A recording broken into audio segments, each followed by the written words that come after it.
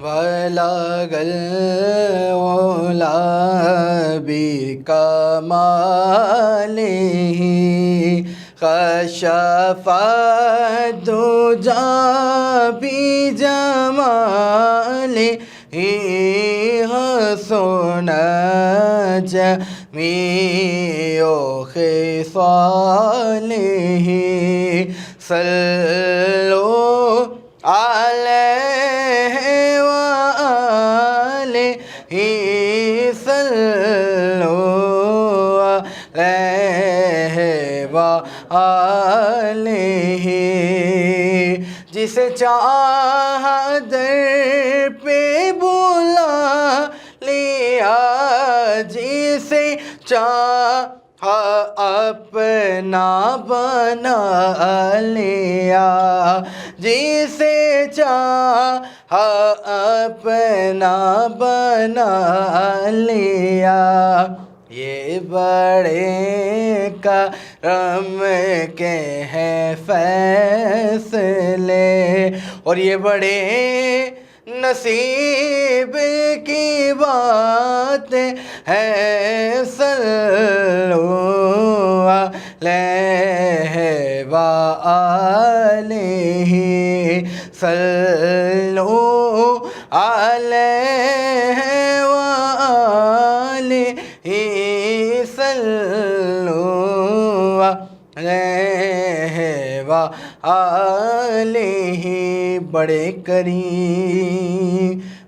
کریم بڑے دل نوازے ہیں آقا جو گر پڑوں تو حضور آپ ہی اٹھاتے ہیں غم و کوار کسی سمت سے نہیں چلتا وہ اپنے دامن رحمت میں جب چھپاتے ہیں وہ اپنے دامن رحمت میں جب چھپاتے ہیں اور نبی کے عشق سے جو دل کو جگمگاتے ہیں وہ خوش نصیب مدینے بلائے جاتے ہیں تو جسے چاہا در پہ بلا لیا جسے چاہا اپنا بنا لیا یہ بڑے کرم کے ہیں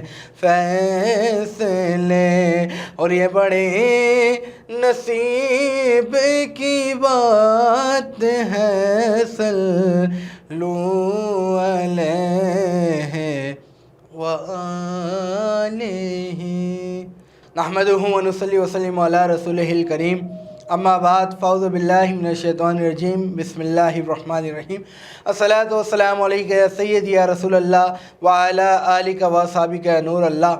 تمام ہی دیکھنے والے ناظرین کو ایک مرتبہ پھر رمضان المبارک کی مبارک ساعتوں میں اپنی ٹرانسمیشن نور رمضان میں خوش آمدید کہیں گے، اور تمام ہی دیکھنے والے ناظرین کو آپ کے میزبان بابر مغل کی جانب سے السلام علیکم ورحمۃ اللہ وبرکاتہ۔ امید کرتا ہوں کہ آج کا روزہ آپ کا خیر و عافیت سے گزر رہا ہوگا اور افطاری کی آپ لوگ تیاری کر رہے ہوں گے۔ جیسا کہ ناظرین محترم روزانہ آپ ہمارا پروگرام دیکھ رہے ہیں جس میں بہت ہی خوبصورت انداز میں علمی گفتگو اور معروف ثنا خواہ حضرات اپنی عقیدتیں پیش فرما رہے ہیں۔ آج بھی اسی طریقے سے ہمارے پروگرام میں تشریف فرما ہیں عالم اسلام کے مشہور معروف عالم دین حضرت علامہ مولانا در محمد نقشبندی صاحب۔ السلام علیکم۔ وعلیکم السلام ورحمۃ اللہ وبرکاتہ۔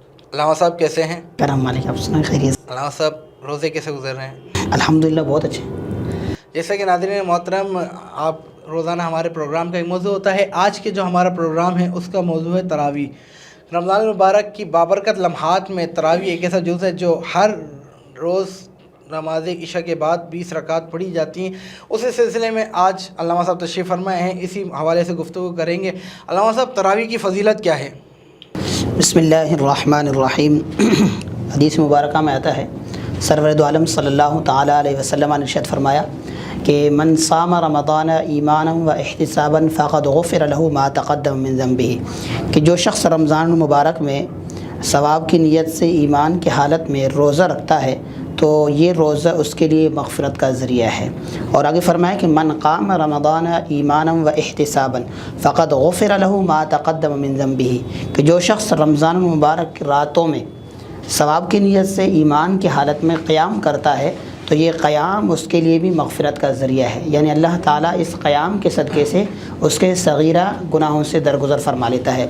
اور ویسے بھی آپ نے سنا ہوگا، پڑھا ہوگا کہ رمضان المبارک میں جو ثواب ہے وہ کئی گنا بڑھ کر ہے، جیسے کہ حدیث مبارکہ میں آتا ہے کہ عام دنوں میں جب آپ ایک نفل پڑھتے تو ایک نفل ہے، اور جب آپ رمضان المبارک میں وہ ایک نفل ادا کر لیتے ہیں تو وہ فرض کے برابر ہے، اور جب رمضان المبارک میں آپ ایک فرض ادا کرتے ہیں تو وہ 70 فرضوں کے برابر ہے۔ تو یقیناً اس بابرکت مہینے میں جو بھی عبادت ہے اس کو دگنا ثواب ہے۔ تو تراویح کی نماز یقیناً جو لوگ پڑھتے ہیں، جیسے کہ حدیث میں آیا ہے کہ ان کے لیے مغفرت کا ذریعہ ہے، تو اس کی بڑی ثواب ہے اور بہت ہی زیادہ اس کے ثواب ہے۔ تو یقیناً جو لوگ اس کا اہتمام کرتے ہیں وہ خوش قسمت ہے، اور جو لوگ اس سے محروم ہیں انہیں اس پر ذرا غور کرنی چاہیے کہ حضور صلی اللہ تعالیٰ علیہ وسلم نے ارشاد فرمایا نا کہ من قام رمضان ایمانا و احتسابا، تو گویا کہ وہ اس مغفرت سے اور اس ذریعے سے جو ہے وہ محروم ہو رہے ہیں۔ اور ایک اور حدیث مبارکہ میں آپ کے سامنے عرض کروں کہ حدیث مبارکہ میں آتا ہے کہ ایک مرتبہ حضور سرور دو عالم صلی اللہ تعالیٰ علیہ وسلم جب منبر پر تشریف لائے تو آپ نے خلاف معمول 3 مرتبہ آمین فرمایا۔ تو صحابہ نے عرض کی یا رسول اللہ صلی اللہ تعالیٰ علیہ وسلم، کیا ماجرا ہے کہ آج آپ خلاف معمول جب منبر پر تشریف لائے تو آپ نے 3 مرتبہ آمین فرمایا، اس کی وجہ کیا ہے؟ تو حضور سرور دو عالم صلی اللہ تعالیٰ علیہ وسلم نے ارشاد فرمایا کہ جس وقت میں منبر پر آیا ہوں، پہلی سیڑھی پر جیسے ہی میں نے قدم رکھا تو جبرائیل امین میرے پاس آئے اور عرض کرنے لگے یا رسول اللہ صلی اللہ تعالیٰ علیہ وسلم، ہلاک ہو جائے وہ شخص کہ جس نے رمضان المبارک کے مہینے کو پایا اور اپنے لیے نجات کا ذریعہ نہیں بنایا۔ اور پھر جیسے ہی دوسری سیڑھی پر میں نے قدم رکھا تو جبرائیل امین میرے پاس آیا اور عرض کرنے لگے یا رسول اللہ، ہلاک ہو جائے وہ شخص کہ جس نے والدین میں سے دونوں کو یا کسی ایک کو پایا اور اپنے لیے ان کو ذریعہ نجات نہیں بنایا۔ اور جیسے ہی میں نے تیسری سیڑھی پر قدم رکھا تو پھر جبرائیل امین نے آ کر عرض کی کہ یا رسول اللہ صلی اللہ تعالیٰ علیہ وسلم، ہلاک ہو جائے، برباد ہو جائے وہ شخص کہ جس کے سامنے آپ کا ذکر ہو اور وہ آپ پر درود پاک نہیں پڑے۔ تو میں نے اس پر بھی کہا آمین۔ تو اس حدیث کو جب ہم دیکھتے ہیں تو یقیناً اس میں فرمایا کہ جو شخص رمضان المبارک کے مہینے کو حاصل کر لے اور اپنے لیے اسے ذریعہ نجات نہ بنائے، اور اس حدیث میں جیسے میں نے ابھی آپ کے سامنے بیان کیا، فرمایا کہ من قام رمضان ایمانا و احتسابا فقد غفر له ما تقدم من ذنبه، کہ جو شخص رمضان المبارک میں ثواب کی نیت سے ایمان کی حالت میں قیام کرتا ہے تو یہ قیام اس کے لیے ذریعہ نجات ہے۔ تو یقیناً یہ تراویح کی نماز جو ہے وہ ہمارے لیے ذریعہ نجات ہے۔ تو ہمیں کوشش کرنی چاہیے کہ تراویح میں زیادہ سے زیادہ ہم ذوق و شوق کے ساتھ، صرف یہ 20 رکعتیں پوری کرنے کے لیے نہیں بلکہ ایک ذوق کے ساتھ، ایک شوق کے ساتھ ہم اس میں داخل ہو جائے تاکہ اس کے ذریعے سے اللہ تعالیٰ ہم سب کی مغفرت فرما دے۔ تراویح جو ہے یہ فرض ہے، سنت ہے، واجب ہے؟ تراویح جو ہے وہ مرد و عورت بالاتفاق سنت مؤکدہ ہے، دونوں پر، مرد پر بھی ہے عورت پر بھی ہے، سنت مؤکدہ ہے۔ اور آقا دو عالم صلی اللہ تعالیٰ علیہ وسلم نے اپنے زمانے میں بھی تراویح کی نماز ادا فرمائی، اور پھر آپ نے اس ڈر سے اسے ترک فرمایا کہ امت پر فرض نہ ہو۔ پھر حضرت عمر فاروق رضی اللہ تعالیٰ عنہ نے اپنے زمانے میں دور خلافت میں آپ ایک روز جب مسجد میں تشریف لائے، آپ نے دیکھا کہ لوگ مختلف مسجد کے کونوں میں کھڑے ہو کر نماز تراویح ادا کر رہے، کہیں 2 ساتھی ہے، کہیں 3 ہے، کہیں کوئی اکیلا نماز پڑھ رہے تراویح کی نماز۔ تو حضرت عمر فاروق رضی اللہ تعالیٰ عنہ نے یہ فیصلہ فرمایا کہ کیوں نہ میں تمام لوگوں کو ایک ساتھ جمع کر لوں اور ایک امام کے پیچھے پھر یہ لوگ نماز تراویح ادا کر لیں۔ پھر اس کے لیے آپ نے امام منتخب فرمایا حضرت ابی بن کعب رضی اللہ تعالیٰ عنہ کو، جو مشہور صحابی ہے اور بہت خوبصورت قرآن پڑھنے والے تھے۔ تو آپ نے حضرت ابی بن کعب کو منتخب فرمایا امام، اور تمام لوگوں کو جمع فرمایا اور حکم ارشاد فرمایا کہ کل سے اب تمام لوگوں نے انہی کے پیچھے نماز تراویح ادا کرنی ہے۔ پھر دوسرے دن جب آپ تشریف لائے، آپ نے دیکھا کہ سارے صحابہ، تمام لوگ جو ہے وہ حضرت ابی بن کعب رضی اللہ تعالیٰ عنہ کے پیچھے نماز تراویح ادا فرما رہے ہیں۔ تو آپ نے دیکھ کر فرمایا واہ کتنا ہی خوبصورت بدعت ہے، کتنا ہی اچھا بدعت ہے۔ تو اب قیامت تک جتنے بھی لوگ نماز تراویح ادا کر رہے ہیں تو وہ تو اس کا ثواب حاصل کر رہے، تو اس کے ثواب کے ساتھ ساتھ حضرت عمر فاروق رضی اللہ تعالیٰ عنہ کو بھی اس کا ثواب مل رہا ہے۔ سلام صاحب، تراویح عورتیں گھر میں پڑھ سکتی ہیں یا مساجد میں پڑھ سکتی ہیں؟ ہاں، یہ بہت اہم سوال ہے، اور یقیناً ناظرین چاہتے بھی ہوں گے کہ اس سوال کا جواب ہمیں مل جائے، مگر اس پہ ایک محتاط قول جو ہے میں اسے بیان کرنے کی کوشش کروں گا۔ علماء کی مختلف آراء ہے۔ بعض علماء فرماتے ہیں کہ مساجد میں خواتین جا کر تراویح پڑھ سکتی ہے، اور بعض علماء کا موقف یہ ہے کہ نہیں جا سکتی ہے۔ تو بہرحال جہاں پردے کا اہتمام ہو اور پردے کے ساتھ خواتین جا سکتی ہے تو انہیں یہی حکم ہے کہ وہ جا کر مساجد میں نماز پڑھ لیں، اور جہاں پر پردے وغیرہ کا انتظام نہ ہو اور صحیح طریقے سے انتظام نہیں ہو پاتے ہو تو پھر اس میں بہتر یہی ہے کہ وہ اپنے گھروں میں پڑھ لیں، نماز پڑھ لیتی ہے۔ یعنی کہ دونوں نے پڑھنی ہے، مرد اور دونوں پر نماز تراویح جو ہے وہ سنت موقدہ ہے، دونوں پر ہے۔ اگر خواتین کے لیے انتظام ہے، اگر نہیں تو گھر میں انتظام کر سکتے تو گھر میں انتظام کر لے، ٹھیک ہے، گھر میں جماعت کے ساتھ انتظام ہو سکتی ہے تو جماعت کے ساتھ انتظام کر لے، نہیں تو پھر وہ تنہا پڑھ لیں گے۔ اچھا علامہ صاحب، دیکھا گیا ہے کہ 6 روزہ تراویح، 10 روزہ تراویح، 12 روزہ تراویح، تو علامہ صاحب یہ صرف یہاں تک رہ گئے، یہ پورے رمضان تراویح پڑھنی ہے؟ دیکھیں تراویح جو ہے پورے رمضان میں ہے، چاند رات سے لے کر چاند رات تک، آخری چاند رات میں تو نہیں ہے، یعنی چاند رات تک ہی ہے، ٹھیک ہے۔ تو تراویح جو ہے وہ مکمل ہے، اور مکمل تراویح میں جو ہے ایک مرتبہ قرآن پاک سننا یہ سنت ہے، ٹھیک ہے۔ اب یہ ہے کہ کہیں جو ہے وہ 3 روزہ ہے، کہیں 6 روزہ ہے، کہیں 15 روزہ ہے، کہیں کتنا روزہ ہے، تو وہ لوگ اس وجہ سے کر رہے ہیں کہ چلو وہ جو قرآن کو سننے کا جو ثواب ہے نا، ایک مرتبہ ہم قرآن پاک تراویح میں سن لیتے ہیں، پھر اس کے بعد کاروبار کی وجہ سے ہم اپنے کاروبار میں مشغول رہیں گے اور قرآن کو پھر سن نہیں سکیں گے۔ البتہ وہ لوگ پھر نمازی، ہم یہی امید رکھتے ہیں کہ وہ لوگ نماز تراویح پڑھتے ہوں گے، ایسے نہیں ہے کوئی نماز تراویح چھوڑ کر کاروبار میں گئے ہو، مگر ظاہر ہے وہ مصروفیات اس وجہ سے پھر وہ نماز تراویح کو کہیں مؤخر کر لیتے ہیں یا کہیں جو ہے اس کو مختصر کر کے پھر وہ اپنے کاروبار کی طرف چلے جاتے ہیں۔ مگر میں یہاں پر ناظرین کے سامنے یہ بھی عرض کرتا چلوں کہ دیکھیں 3 روزہ آپ نماز تراویح پڑھ رہے ہیں یا 6 روزے پڑھ رہے ہیں، مگر قرآن کو احتیاطاً پڑھنا یہ ضروری ہے، صحیح، ٹھیک ہے۔ ہم کاروبار کرتے ہیں، پورے ماہ ہم کاروبار کر لیں، کاروبار سے منع نہیں ہے، مگر کم از کم 1 مہینہ ہم یہ بھی تو خاص کر لیں کہ ہم اللہ کے کلام کو سنیں، اور اللہ تعالیٰ نے ارشاد فرمایا کہ وَرَتِّلِ الْقُرْآنَ تَرْتِيلًا، کو قرآن کو خوب ٹھہر ٹھہر کر پڑھا جائے، ترتیل کے ساتھ پڑھا جائے۔ تو یقیناً جہاں 6 روزہ ہے، 3 روزہ ہے، وہاں تو پھر ترتیل کا کون خیال رکھے گا، اور ظاہر سی بات ہے اس میں 15 10 سپارہ پڑھنے ہوتے ہیں تو بہت مشکل ہے۔ تو اس لیے کوشش کریں ہم کہ یہ مہینہ کم از کم 1 سے 2 گھنٹہ ہم نکال کر ایک ایسے قاری کے پیچھے، ایک ایسے امام کے پیچھے نماز تراویح ادا کر لیں کہ جہاں کم از کم ہم قرآن کو سکون کے ساتھ سن لیں اور اطمینان کے ساتھ ہم قرآن کو سن کر نور قرآن سے اپنے آپ کو منور کر سکیں، اور قرآن کی جو رحمتیں ہیں، جو قرآن کی برکتیں ہیں، ہم انہیں حاصل کر سکیں۔ یقیناً اللہ کے رحمتوں کا نزول ہے اور یہ ماہ رمضان المبارک ہے، تو اس میں اگر ہم قرآن کو سنیں گے اور دل لگی سے سنیں گے، اور کم از کم یہ 1 مہینہ ہے، اس میں ہم یہ غور کریں کہ اللہ تعالیٰ قرآن مجید میں ہم سے کیا فرما رہا ہے۔ پورے سال میں ہم مصروف رہتے ہیں اور یہ 1 مہینہ اس میں بھی ہم مصروف رہے، تو پھر ہمیں کیا پتہ چلے گا کہ ہمارے پاس جو ہے نا قرآن میں کیا ہے۔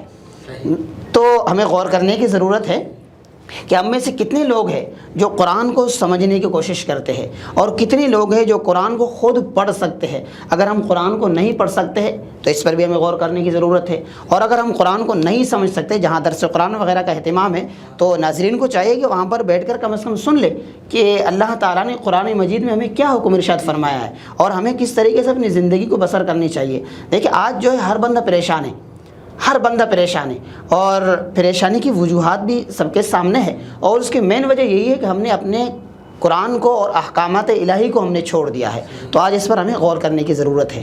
سبحان اللہ، سبحان اللہ۔ ناظرین کرام، ہماری گفتگو کا سلسلہ علامہ صاحب کے ساتھ جاری و ساری ہے۔ ناظرین کرام، یہاں پر وقت ہوا ہے ایک چھوٹے سے بریک کا، انشاءاللہ حاضر ہوتے ہیں بریک کے بعد۔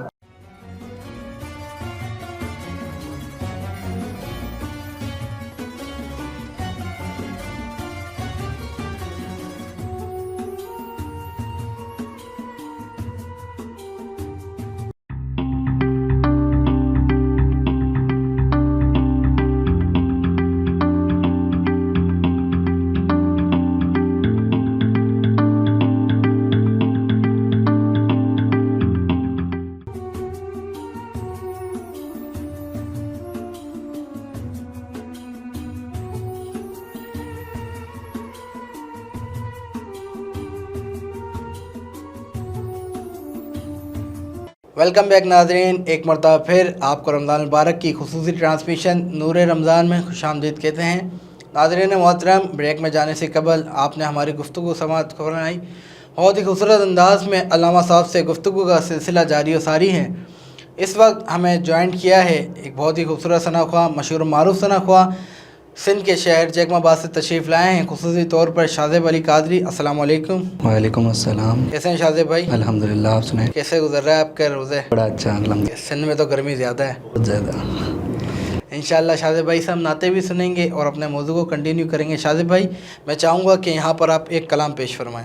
लो मदीने की तजल्ली से लगाए हुए हैं, दिल को गम मत लाए, अनवार बनाए हुए हैं। लो मदीने की लो मदीने की तजल्ली से लगाए हुए हैं, दिल को गम मत लाए, अनवार बनाए हुए हैं। और हाज़िरो नाज़िरो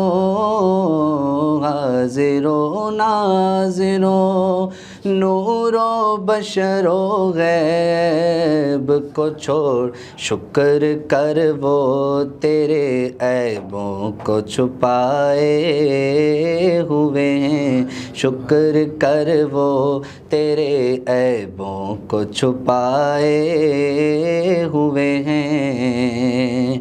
और कश्तियाँ अपनी कश्तियाँ अपनी किनारे से लगाए हुए हैं, कश्तियाँ अपनी किनारे से लगाए हुए हैं। क्या वो डूबे जो मोहम्मद के तराए हुए हैं, क्या वो डूबे जो मोहम्मद के तराए हुए हैं। और बड़ा ही प्यारा कलाम, और ये एक शेर बहुत ही कलाम अच्छा है और कलाम का ये शेर तमाम बेहतरीन। नाम आते ही नाम आते ही अबू बकर उमर का लब पर, नाम आते ही अबू बकर उमर का लब पर, तू बिगड़ता है वो पहलू में सुलाए हुए हैं, तू बिगड़ता है वो पहलू में सुलाए हुए हैं। लो मदीने की तजल्ली से लगाए हुए हैं, दिल को गम मत लाए, अनवार बनाए हुए हैं। सुभान अल्लाह, सुभान अल्लाह। बहुत ही खूबसूरत अंदाज़ में हमारे मेहमान सनाख्वाह जो कि जैकमाबाद से तशरीफ़ लाए हैं, शाज़ेब अली कादरी ने बहुत ही खूबसूरत अंदाज़ में पीर नसीरुद्दीन शाह साहब का कलाम पेश फरमाया। अल्लाह पाक से दुआ है कि अल्लाह पाक इनके आवाज़ में और बरकत अता फ़रमाए, इनको और कामयाबियाँ और उरूज अता फ़रमाए। इंशाअल्लाह हम चलेंगे अपने मौजू की जानिब। तरावी के लिए हमारा मौजू चल रहा था। अल्लामा साहब, ब्रेक में जाने से कबल जैसे कि आपने ज़िक्र किया कि जो 3 रोज़ा, 5 रोज़ा, 6 रोज़ा तरावी होती है, तो इसके अंदर 10 सिपारे, 6 सिपारे पढ़ने होते, तो लाजमी बात है कि स्पीड में पढ़े जाएंगे तो उसका तसलसल नहीं होता। तो अल्लामा साहब, ये स्पीड में सुनना बेहतर है या एक तहम्मुल के साथ सुना जाए कुरान पाक, वो ज़्यादा बेहतर है? बिस्मिल्लाहिर्रहमानिर्रहीम। जैसे कि मैं अभी अर्ज़ी कर रहा था कि देखिए, अल्लाह ताला ने हमसे यही फ़रमाया कि कुरान को समझो, और हमें हर एक को यही गौर करने की ज़रूरत है कि हम कुरान को समझें। और जहाँ 6 रोज़े, 3 रोज़े वग़ैरह होते हैं, तो आपने देखा होगा कि जब इमाम साहब अल्लाह अकबर करते तो पीछे लोग जो है ना बैठकर चाय पी रहे होते हैं, और जैसे ही हम सब रुकू में चलते हैं तो सारे जो है ना वो भागकर रुकू में पहुंच जाएंगे। और फिर उसके बाद जो है ना दूसरी रकात में इमाम साहब मुख्तसर तिलावत करते हैं, और फिर उसके बाद जो है वो सलाम फेरते हैं। फिर लोग उस तरीके से बैठक लगा के पीछे बैठे होते, इमाम साहब और उनके साथ 4 आदमी या 5 आदमी खड़े होकर नमाज तरावी अदा कर रहे होते। जब 5 5 6 रोज़े जब चल रहे होते। तो इन्हीं के लिए अल्लाह ताला ने कुरान मजीद में इरशाद फरमाया वइदा क़ामू इलस्सलात क़ामू कुसाला, कि बाज़ ऐसे लोग भी होंगे जो नमाज में खड़े होंगे मगर सुस्ती के साथ खड़े होंगे, जिसे मुनाफिकों का नमाज कहा गया। तो हमें इससे गुरेज़ करनी चाहिए। और अगर ठीक है कहीं हम पढ़ते हैं 3 रोज़े 6 रोज़े, तो हम शुरू से इमाम के साथ रहे और आखिर तक इमाम के साथ रहे और कुरान को गौर और फ़िक्र के साथ सुननी चाहिए। ठीक है, अगर 6 रोज़े के हम बिल्कुल उसे बाज़ उलमा ने तो मना भी फरमाया है कि इसमें ना करें, मगर अगर कहीं 6 रोज़ा 3 रोज़ा है भी सही तो उसमें भी हमें कम से कम इमाम के साथ रहना चाहिए। और अगर ऐसा नहीं कर सकते तो बेहतर यही है कि हम जो है वो कुरान को ठहर ठहर कर पढ़ें और ठहर ठहर कर ही कुरान को सुनने का एहतिमाम करें कि अल्लाह ताला हमसे क्या फ़रमा रहा है, क्योंकि अल्लाह ताला ने कुरान मजीद हमें दिया है इस पर गौर व फ़िक्र करने के लिए। और यकीनन यही कुरान हमारे लिए रुश्द व हिदायत है और क़यामत तक यही हमारे लिए ज़रिया निजात भी है और हमारे लिए रुश्द व हिदायत भी है। आज एक मुसलमान को अगर ये मालूम ना हो कि कुरान में क्या है, यकीन आज जो है 95% नहीं तो कम से कम 90% यही लोग हैं जिनको मालूम ही नहीं है कि कुरान में अल्लाह ताला क्या फ़रमा रहा है। तो इसलिए आज हमें गौर व फ़िक्र की ज़रूरत है कि अल्लाह ताला कुरान मजीद में हमसे क्या फ़रमा रहा है और ईमान के क्या तकाज़े हैं और हमें किस तरीके से अपनी ज़िंदगी बसर करनी है, वो सारी चीज़ें कुरान के अंदर मौजूद है। आज हम मसनूयात की तरफ जा रहे हैं, कुरान को छोड़कर हम दूसरी चीज़ों की तरफ जा रहे हैं। जिसे अल्लाह ने फरमाया कसराबिन बिक़ियातिन यहसबुहु ज़मआनु माअ, जैसे कि प्यासा जानवर जो है रेत के ऊपर चमक को देखकर पानी समझकर उसके पीछे भाग रहा है। आज हमारी मिसाल भी ऐसी है। आज हम गैर को देखकर कुरान को छोड़कर गैर के पीछे भाग रहे हैं। आज हमें चाहिए कि हम बहैसियत मुसलमान कुरान को ले लें और कुरान का मुताला करें, कुरान को गौर से पढ़ें, तो हमें सब कुछ पता चल जाएगा कुरान में अल्लाह ने हमें क्या पढ़ रहे हैं लेकिन कुरान समझ नहीं रहे। कुरान पढ़ रहे यकीनन जैसे आपने फरमाया कुरान हम पढ़ते हैं मगर समझने की कोशिश नहीं करते हैं। याद रखिएगा कुरान को समझना पढ़ने से ज़्यादा अफजल है। कुरान को समझना, अगर एक आदमी है रोज़ाना 1 सिपारा तिलावत कर रहा है और एक आदमी वो है जो 1 आयत तिलावत करता है मगर उसके पूरे तफासिर को समझने की कोशिश करता है, तो वो जो 1 आयत है जिसको समझ के जो पढ़ रहा है वो 1 सिपारा तिलावत करने वाले से अफजल है। सही। अल्लामा साहब, जैसा कि आपने कहा तो जो कुरान पाक रमज़ान मुबारक में देखा गया लोग समझ के नहीं पढ़ते, एक स्पीड लग रही होती है कि 8 कुरान मैंने पढ़ लिए, 10 कुरान मैंने पढ़ लिए, तो इसके बारे में क्या कहेंगे? वही मैंने अभी आपके सामने अर्ज़ की। अगर एक आदमी ऐसा है जैसे कि हज़रत इमाम आज़म अबू हनीफ़ा रहमतुल्लाहि ताला अलैहि के हवाले से रिवायतों में मौजूद है कि आप रमज़ान मुबारक में 61 कुरान पाक तिलावत करते थे। माशाअल्लाह, 61 कुरान पाक। एक जो है कुरान पाक आप दिन में पढ़ते थे, एक कुरान पाक आप रात में तहज्जुद में पढ़ा करते थे और एक कुरान पाक आप जो है वो नमाज तरावी में पढ़ते थे।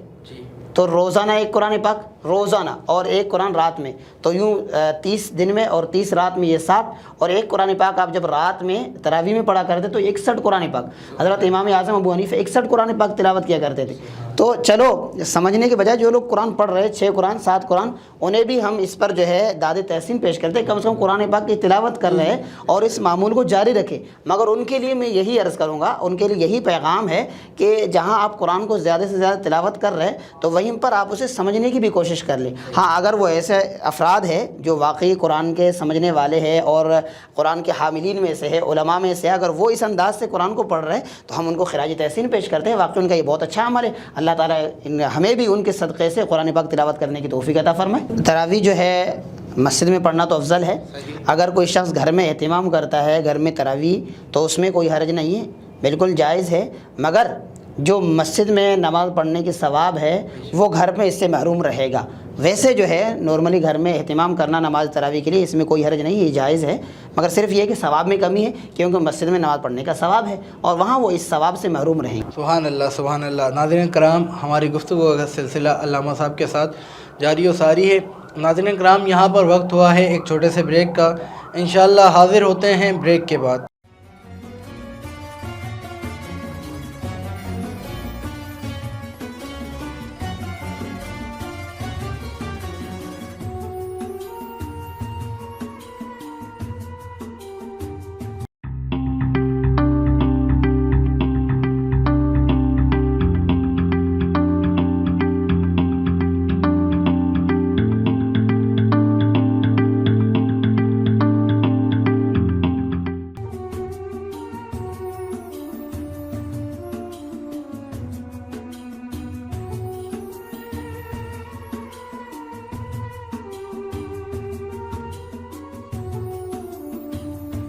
ویلکم بیک ناظرین، ایک مرتبہ پھر آپ کو اپنی رمضان المبارک کی خصوصی نشریات نور رمضان میں خوش آمدید کہتے ہیں۔ ناظرین کرام، بریک میں جانے سے قبل ہماری گفتگو کا سلسلہ علامہ صاحب کے ساتھ جاری و ساری تھا، اور ہمارے ساتھ ایک اور مہمان جیکما آباد سے تشریف لائے ہوئے ہیں، شاذب علی قادری تشریف فرما ہیں۔ انشاءاللہ ان سے بھی گفتگو کرتے ہیں۔ شاذب بھائی کیسے ہیں؟ الحمدللہ، آپ سنیں خیریت سے؟ شاذب بھائی، آپ کب سے نعت پڑھ رہے ہیں؟ الحمدللہ تقریباً 8-9 سال کا تھا، تب سے شوق چڑھا، اور الحمدللہ آج تک حضور کا کرم جاری ہے۔ اچھا، یہ شوق آپ کا ہوا کیسے؟ بس ایک گھر کا ماحول بھی تھا، ہاں، اور دوست بھی تھے، میرے اچھے دوست ہیں، میرے اپنے اب تو استاد ہیں محمد فرحان علی قادری، تو ان کے ساتھ ہوتے تھے محلے کے حساب سے بھی، اس کے بعد وہ میرے استاد ہو گئے الحمدللہ آج۔ تو شاذب بھائی، آپ نے کسی مقابلوں میں اسکول لائف، کالج لائف میں پارٹیسپیٹ کیا؟ الحمدللہ سندھ لیول پہ بھی لڑا ہوں میں مقابلے والے حساب سے، اور ڈسٹرکٹ والے حساب سے بھی الحمدللہ سیکنڈ فرسٹ پوزیشن پہ مطلب آج تک آتا رہا ہوں۔ آج تک صرف آپ نے جیکما آباد کے اندر ہی پروگرام کیے ہیں؟ جیکما آباد سے نہیں، الحمدللہ پورے پاکستان میں مطلب اپنے استاد کے ساتھ بھی گیا ہوں، اور خود بھی اپنی محفلیں کرتا رہتا ہوں الحمدللہ۔ کوئی ایسا واقعہ اتنے سالوں میں، کوئی ایک ایسی محفل آپ کے ساتھ گزری ہو جو آپ کو یاد ہو؟ بس ایک سکھیا ملی تھی، مطلب جیسے سیکھنا پڑا تھا، جیسے سیکھ مجھے مل گئی تھی۔ ایک محفل میں پڑھ رہا تھا پنجاب کی کسی سٹی میں، تو وہاں پہ الحاج عبدالرؤف روفی صاحب نعت خوان وہ بھی بیٹھے تھے، تو میں نے مائک کو مطلب اپنے ہونٹوں کے قریب رکھا ہوا تھا، تو الحمدللہ وہ تو استاد نعت خوان ہیں، استادوں کے بھی استاد ہیں، تو انہوں نے مجھے مطلب اپنے بچوں کی طرح سمجھایا کہ بیٹا نعت جب بھی پڑھیں تو تھوڑا منہ سے ڈسٹینس ہو مائک کا، ایکو والے کو بھی تکلیف نہ ہو، اور آپ کو بھی، آپ کا آواز بھی لوگوں تک صحیح پہنچے گا۔ تو مطلب یہ ایک چھوٹا سا واقعہ میرے ساتھ ہوا تھا۔ نعت خوانی کے علاوہ آپ کی کیا مصروفیات رہتی ہیں؟ الحمدللہ اسٹڈی وغیرہ جاری ہے میری، تو اس حساب سے یہ بھی پروفیشنل میں ہو گیا ہوں ابھی نعت خوان۔ کوئی ورکنگ کے لحاظ سے؟ ورکنگ کے لحاظ سے سینٹر ہے اپنا، اس حساب سے مطلب انہی میں بھی جاب بھی ہے، بس یہی ہے مصروفیات ہیں آج کل کی۔ شاذب بھائی بہت خوب۔ شاذب بھائی، آگے آپ کس چیز کو کنٹینیو کرنا چاہیں گے آفٹر اسٹڈی؟ آفٹر اسٹڈی میں تو دونوں کو کنٹینیو کرنا چاہتا ہوں، کیونکہ نعت خوانی تو انشاءاللہ مرتے دم تک ہے، ان پروفیشنل آفٹر اسٹڈی آپ کیا کرنا چاہیں گے؟ آفٹر اسٹڈی کوئی جاب کے لیے اپلائی کرتا رہتا ہوں، اور اگر انشاءاللہ جاب ہو گئی گورنمنٹ کی تو الحمدللہ انشاءاللہ بس اسی پہ جاری رہیں گے۔ ناظرین کرام، آپ نے گفتگو سنی ہے ہمارے مہمان ثنا خواہ کی، انشاءاللہ یہاں پر شامل کریں گے ان کے خوبصورت کلام۔ شاذب بھائی، اتنا کافی ہے زندگی کے لیے، اتنا کافی ہے زندگی کے لیے، رکھ لے آقا جو نوکری کے لیے، اتنا کافی ہے زندگی کے لیے، آ گئے قبر میں بھی چھڑوانے، آ گئے قبر میں بھی چھڑوانے، بس درد کتنا ہے امتی کے لیے، اتنا کافی ہے زندگی کے لیے، لمبے سجدے کیے نبی نے کہا، لمبے سجدے کیے نبی نے کہا، اے نواسے تیری خوشی کے لیے، اتنا کافی ہے زندگی کے لیے، اور دید مانگی ہے ان کی حاکم، دید مانگی ہے ان کی حاکم، میں نے بس وقت آخری کے لیے، اتنا کافی ہے زندگی کے لیے، رکھ لے آقا جو نوکری کے لیے، اتنا کافی ہے زندگی کے لیے۔ سبحان اللہ، سبحان اللہ، سبحان اللہ، اتنا کافی ہے زندگی کے لیے، رکھ لیں سرکار جو نوکری کے لیے۔ اللہ پاک آپ کو اور ہم سب کو مدینہ پاک کی حاضری نصیب فرمائے۔ بہت ہی خوبصورت انداز میں کلام پیش فرما رہے تھے شاداب علی قادری۔ ناظرین کرام، اپنی گفتگو کے سلسلے کو آگے بڑھاتے ہیں۔ علامہ صاحب، تراویح کے اندر قرآن پاک پڑھنا زیادہ افضل ہے یا خود سے پڑھنا زیادہ افضل ہے؟ بسم اللہ الرحمن الرحیم۔ دیکھیے، تراویح میں قرآن پاک پڑھنا وہ الگ چیز ہے، اور الگ سے قرآن پاک کو پڑھنا ایک الگ چیز ہے۔ ویسے تو یہ روایتوں میں موجود ہے کہ جو قرآن پاک پڑھنے والا ہے اسے ایک حرف کے بدلے میں 10 ثواب، اور جو سننے والا ہے اسے ایک حرف کے بدلے میں 30 ثواب ہے۔ اور قرآن پاک کو ویسے بھی جب ہم تلاوت کرتے ہیں تو حدیث مبارکہ میں آئے کہ جو شخص قرآن پاک کو تلاوت کرتا ہے، تو عام دنوں کی بات کر رہا ہوں میں، اس میں رمضان اور غیر رمضان کا کوئی شرط نہیں ہے، عام دنوں میں بھی فرمایا جو شخص رمضان المبارک میں جو شخص قرآن پاک کی تلاوت کرتا ہے تو اسے ایک حرف کے بدلے میں 10 نے کیا۔ اور پھر حضور نے فرمایا کہ میں یہ نہیں کہہ رہا ہوں کہ الف لام میم ایک حرف ہے، بلکہ فرمایا کہ اس میں الف جو ہے ایک الگ حرف ہے، میم ایک الگ حرف ہے، لام ایک الگ حرف ہے، یعنی ایک حرف کو الگ الگ، یعنی الف لام میم ایسے کر کے ہر حرف کے بدلے میں فرمایا ہے کہ 10 نیکیاں ہیں۔ تو یقیناً قرآن پاک کو نماز میں پڑھنا اس کی اپنی ثواب ہے، اور نماز سے ہٹ کر عام روٹین میں قرآن پاک کی تلاوت کرنا اس کی اپنی ثواب ہے اور اس کی اپنی اجر ہے۔ اور جو قاری صاحب قرآن پاک کو نماز میں تلاوت کر رہے ہیں یقیناً وہ فضیلتوں کے حامل ہے، اس کی اپنی ثواب ہے، اور اس کا قاری صاحب کا اپنا ایک مقام و مرتبہ ہے۔ اور جو لوگ سننے کی سعادت حاصل کر رہے ہیں، سماعت کر رہے ہیں، غور کے ساتھ، غور و فکر کے ساتھ اور پورے اہتمام کے ساتھ، جیسے ابھی میں نے پیچھے عرض کیا تھا نا کہ پیچھے بیٹھ کر چائے چل رہی ہو اور پھر قاری صاحب پڑھ رہے ہو، اس سماعت کی بات نہیں چل رہی ہے۔ جیسے بھی قرآن کے لیے یہی فرمانا کہ وَإِذَا قُرِئَ الْقُرْآنُ فَاسْتَمِعُوا لَهُ وَأَنصِتُوا لَعَلَّكُمْ تُرْحَمُونَ۔ جب قرآن کی تلاوت کی جائے تو اسے تم غور سے سنو تاکہ تم پر رحمت اللہ تعالیٰ کی نازل ہو، لعلکم ترحمون، تاکہ اللہ تعالیٰ تم پر رحم فرمائے۔ تو ہمیں جب قاری صاحب تلاوت کر رہے ہو نماز تراویح کے اندر تو پھر ہمیں غور و فکر کے ساتھ اسے سننے کی ضرورت ہے، اور اگر ہمیں پڑھنے کی سعادت حاصل ہو رہی نماز تراویح میں تو یہ سونے پہ سہاگا ہے، اور اس کے علاوہ بھی جب ہم قرآن پڑھیں تو یقیناً اس میں بھی بے شمار ثواب ہے۔ چلو صاحب، یہاں پر ایک سوال بنتا ہے کہ اکثر اوقات ہم نے سنا ہے کہ جب قرآن پاک اگر تراویح کی صورت میں اور رمضان کے آخری عشرے میں شبینے ہوتے ہیں مختلف مساجد میں، اور قرآن پاک تلاوت کر رہا ہو بندہ، پڑھا رہا ہو شبینہ یا تراویح پڑھا رہا ہو، تو اس دوران ہم الگ سے قرآن نہیں پڑھ سکتے؟ بالکل، جب قرآن کی تلاوت ہو رہی ہو، نماز میں ہو یا اس کے علاوہ ہو، تو ہمیں احتیاط کرنی چاہیے، کیونکہ فرمان وَإِذَا قُرِئَ الْقُرْآنُ فَاسْتَمِعُوا لَهُ وَأَنصِتُوا لَعَلَّكُمْ تُرْحَمُونَ۔ جب قرآن کی تلاوت ہو تم اسے غور سے سنو تاکہ تم پر اللہ تعالیٰ کی رحمت نازل ہو۔ تو چاہے وہ نماز میں ہو، اس لیے نماز میں امام کے پیچھے تلاوت کرنے سے منع کیا گیا تاکہ قرآن کو تم غور سے سنو اور اس میں غور و فکر کرو۔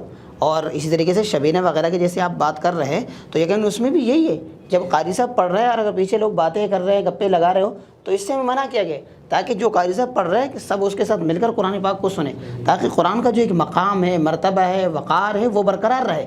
ورنہ اگر 2 پڑھ رہے ہیں، 6 پیچھے باتیں کر رہے ہیں، تو پھر قرآن کا کہاں وقار رہے گا، اور دیکھنے والا یہی کہے گا کہ یہ مذاق ہی ہو رہا ہے۔ تو آج کل زیادہ تر معاشرے میں یہی ہو رہا ہے کہ ایک قاری صاحب پڑھ رہے ہیں، 2 قاری صاحب کے ساتھ ہے، تو 6 پیچھے بیٹھ کے باتیں کر رہے ہیں۔ تو ایک تو مسجد میں ویسے باتیں کرنے سے منع ہے، اور پھر قرآن کی تلاوت ہو رہی ہو اور ہم پیچھے مسجد میں بیٹھ کر باتیں کریں تو پھر آپ خود اندازہ لگا سکتے ہیں کہ ہم کہاں کھڑے ہیں۔ بحیثیت مسلمان ہمیں اس پر غور کرنے کی ضرورت ہے۔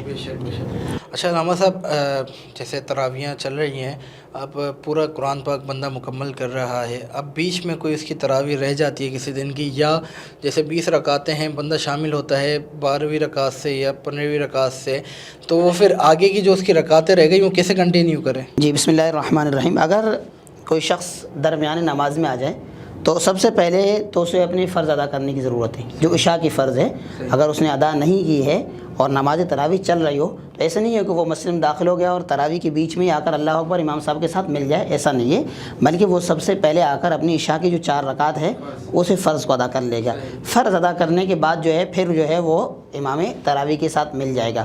اب امام 12ویں رکعت میں ہے، 13ویں میں، 14ویں میں، اس سے ہمیں کوئی غرض نہیں ہے، جتنی بھی رکعتیں امام کے ساتھ میسر آ جائے وہ پڑھ لے گا، اور پھر اس کے بعد جو ہے امام کے ساتھ جو ہے وہ وتر بھی پڑھ لے گا، کیونکہ وتر جو ہے وہ جیسے ہی تراویح ختم ہوتی ہے اس کے بعد وتر پڑھ لیتے ہیں لوگ، تو امام کے ساتھ جو ہے وہ وتر بھی جماعت کے ساتھ پڑھ لے، اور پھر جب لوگ جس سنتوں کے نفلوں کے پڑھنے کے بعد جیسے لوگ باہر نکل کر جا رہے ہوتے، اب وہ 2 4 6 رکعتیں جتنی بھی اس کے رکعتیں رہ گئی تھی اب وہ اپنی ان رکعتوں کو الگ سے پڑھ کر مکمل کر لے۔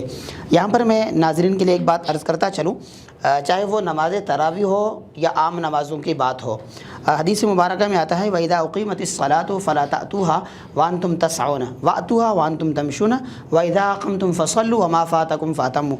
جب نماز جماعت کھڑی ہو جائے تو اس کے بعد تم جماعت کے لیے جب آ جاؤ تو سکون کے ساتھ آ جاؤ، اطمینان کے ساتھ آ جاؤ، اور پھر جو رکعتیں تمہیں امام کے ساتھ میسر ہو جائے تو وہ تم امام کے ساتھ ادا کر لو، اور جو رکعتیں تم سے رہ جائے ان کو پھر بعد میں مکمل کر لو۔ ہمارے ہاں ہوتا کیا ہے کہ ہم پہلے تو انتظار کر لیں گے اذان ہو جائے، اذان کے بعد اب ہم تیاری کر لیں گے مسجد کے لیے، جیسے ہی جماعت شروع ہو جائے گی اب ہم گھر سے نکلیں گے، اب وضو خانے بھی آ جائیں گے۔ اب آپ نے دیکھا ہوگا کہ ہڑا ہڑی سی مچ رہی ہوتی ہے، ہم جب رکوع سجدے میں جا رہے ہوتے پیچھے سے لوگ جو ہے نا ٹھپ ٹھپ کی آوازیں آتی ہیں اور لوگ جو ہے نا بھاگ بھاگ کر جماعت میں شامل ہو رہے ہوتے ہیں، تو اس لیے حدیث میں منع فرمایا وَإِذَا أُقِيمَتِ الصَّلَاةُ فَلَا تَأْتُوهَا وَأَنْتُمْ تَسْعُونَ، جب جماعت کھڑی ہو جائے تو پھر تمہیں دوڑ کر آنے کی ضرورت نہیں ہے، بلکہ سکون و اطمینان کے ساتھ آ جاؤ۔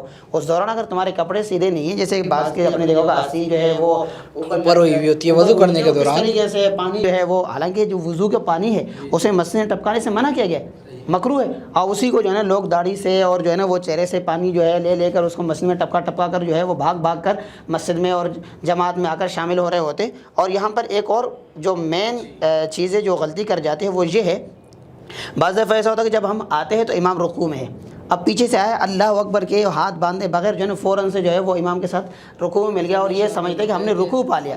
یاد رکھیے کہ ہاں ہم یہ سمجھ رہے تھے کہ ہم نے امام کو رکوع میں پا لیا لہٰذا ہم نے رکعت پڑھ لی، ایسا نہیں ہے، بلکہ امام کے جب امام رکوع میں ہو، ٹھیک ہے، اب جب پیچھے سے آ جائے تو آپ اللہ اکبر کہے، اور اس کے بعد جو ہے نا ہاتھوں کو باندھنا تو سنت ہے، اگر آپ ہاتھوں کو چھوڑے رکھتے ہیں یا ہاتھ باندھتے تو کم از کم ایک اللہ اکبر کے مقدار کے برابر کھڑا ہونا یہ بھی ضروری ہے۔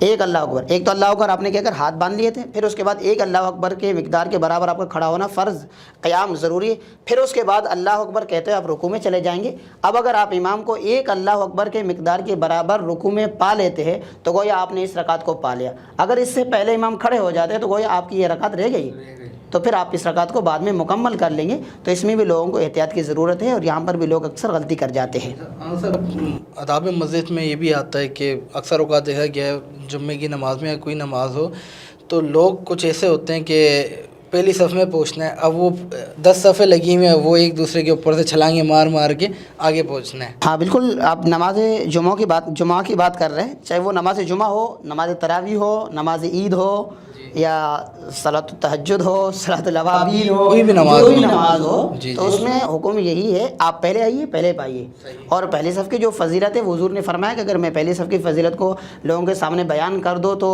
تم لوگ جو ہے پہلے صف میں بیٹھنے کے لیے لڑو، تو اس لیے جو لوگ پہلے صف میں آنے کی کوشش کرتے انہیں چاہیے کہ وہ پہلے آ کر بیٹھ جائے، اور جو بعد میں آتے ہیں تو ظاہر سی بات ہے جہاں جہاں ان کو موقع لگ جائے وہ وہیں پر بیٹھتے رہے۔ اگر یہاں پر اجازت ہو تو میں آخر میں ایک جو جمعے کی، کیونکہ آپ نے موجود چھیڑ دی تو میں حدیث بیان کر کے میرے خیال سے پھر اس کے بعد گفتگو ختم کر لیتے ہیں، اور افطاری کا بھی بالکل میرے خیال سے ٹائم قریب ہے۔ بس حضور نے فرمایا کہ جمعے والے دن فرشتے جو ہے وہ دروازوں پر، مسجد کے دروازوں پر آ کر بیٹھتے ہیں، جو سب سے پہلے نماز جمعہ کے لیے آتا ہے تو اسے ایک اونٹ کے برابر ثواب ملتا ہے، اور پھر اس کے بعد جو دوسرے نمبر پہ آتا ہے تو اسے ایک بیل کے برابر، اور پھر اس کے بعد فرمایا جو تیسرے نمبر پر آتا ہے تو پھر اس کو جو ہے وہ ایک چھوٹا جانور جیسے بکرا وغیرہ اس کے برابر، اور جو اس کے بعد آتا ہے تو اسے ایک مرغی کے برابر ثواب ملتا ہے، اور جو اس کے بعد آتا ہے تو مرغی کے انڈے کے برابر اسے ثواب ملتا ہے، اور پھر اس کے بعد جو ہے فرشتے جا کر مسجد میں صفوں میں بیٹھ جاتے ہیں، اور پھر جو لوگ آتے ہیں وہ ثواب سے محروم رہتے ہیں، یعنی وہ صرف فرض ادا کر لیتے ہیں، باقی ثواب سے جو وہ محروم رہ جاتے ہیں۔ تو ہمیں غور کرنی چاہیے، ہمیں جلد از جلد آ کر مسجد میں پہلے صف میں اور مسجد میں شامل ہونے کی ضرورت ہے۔ اللہ تعالیٰ کی بارگاہ میں دعا ہے اللہ تعالیٰ ہم سب کو اس پر عمل کرنے کی توفیق عطا فرمائے۔ سبحان اللہ سبحان اللہ۔ ناظرین کرام، جیسا کہ آپ نے ہماری گفتگو سماعت فرمایا علامہ صاحب کے ساتھ، بہت ہی خوبصورت موضوع پہ گفتگو ہماری جاری و ساری تھی۔ اللہ پاک سے دعا ہے کہ جو کچھ سنا اللہ پاک اس پہ مجھے اور آپ کو عمل کرنے کی توفیق عطا فرمائے، اور رمضان المبارک کی بہار خوب سے خوب تر لوٹنے کی توفیق عطا فرمائے۔ ناظرین کرام، انشاءاللہ کل پھر حاضر ہوں گے نئے مہمان، نئے شناخواں حضرات کے ساتھ اور نئے موضوعات کے ساتھ۔ انشاءاللہ وقت ہوا ہے ہمارے اختتام کا، اور آپ جیسا کہ آپ کو علم ہے ہمارے پروگرام کا اختتام ہوتا ہے دعا کے ساتھ۔ کل تک کے لیے اپنے میزبان بابر مغل کو دیجیے اجازت۔ السلام علیکم ورحمۃ اللہ وبرکاتہ۔ آمین۔ اللہم صلی علی سیدنا مولانا محمد وعلی آلہ و اصحاب سیدنا و مولانا محمد وبارک وسلم۔